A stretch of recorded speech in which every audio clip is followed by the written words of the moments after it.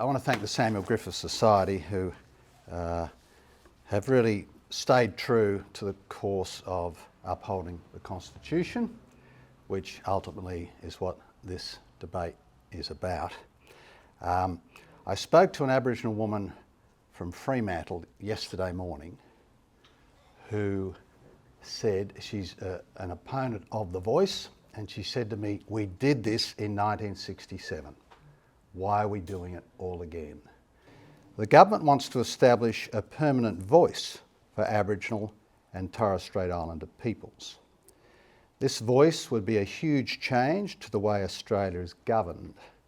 Indeed, as the Prime Minister has said, it would be a very brave government that said it shouldn't follow the advice of The Voice. The proposed constitutional amendment would destroy reconciliation. A small group selected by race would have immense power to advise Parliament on government on everything forever. The Albanese government also wants to establish a powerful Makarrata Commission. The Commission would supervise treaties between Aboriginal and Torres Strait Islanders and other Australians. Treaties would divide Australians. The Commission would also guide a new truth-telling exercise trawling through Australian history. A better way to recognise Aboriginal and Torres Strait Islander peoples would be for Parliament and Government to work directly with traditional owners at a local level to solve problems. Such a method is more in keeping with the way Aboriginal society is organised. The Yes case assumes that Aboriginal and Torres Strait Islander peoples do not have a voice. They do have voices. They have the Parliament, and 11 members of the Parliament are of Aboriginal descent. The proposal is an affront to equal citizenship in Australia. To the Australian Constitution. A form of recognition exists in the Constitution.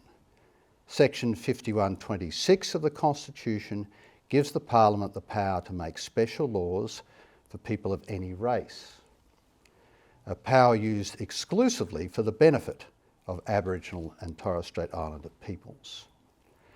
The Albanese government is really seeking much more than recognition. It's seeking a permanent institution called a voice. The Constitution sets out the powers of the major institutions of Australian democracy: Parliament, Executive Government, the Judiciary and the States.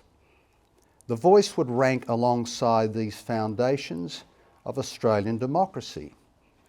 Unlike these institutions, the Voice would exercise power for one self-serving group. The Prime Minister makes frequent reference to the Kalma-Langton report as the Voice model likely to be implemented following a referendum. Kalma-Langton devised a scheme to have 24 national members selected by 35 Aboriginal groups formed at a regional level, assembling in Canberra on a permanent basis. The Voice model preferred by the Prime Minister refers not only to the process of giving advice, which already exists throughout the Commonwealth Government and Parliament, but also aims to bind the Government and the Parliament to consultation standards across all Commonwealth public policy.